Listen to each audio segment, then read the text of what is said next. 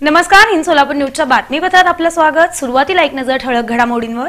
या हेडलाईन्सचे प्रायोजक आहेत shower and tower water park. या कडक उन्हाळ्यात मनोरंजनाच्या थंडगार साधनांचा आस्वाद घ्या। माजी केंद्रीय गृहमंत्री सुशीलकुमार शिंदे आणि आमदार प्रणिती शिंदे यांचा उपक्रम। भारतरत्न डॉक्टर बाबासाहेब आंबेडकर यांना केलं अभिवादन। सोलापूर लोकसभा मतदारसंघातील भाजपचे उमेदवार आमदार राम सातपुते यांचा उपक्रम।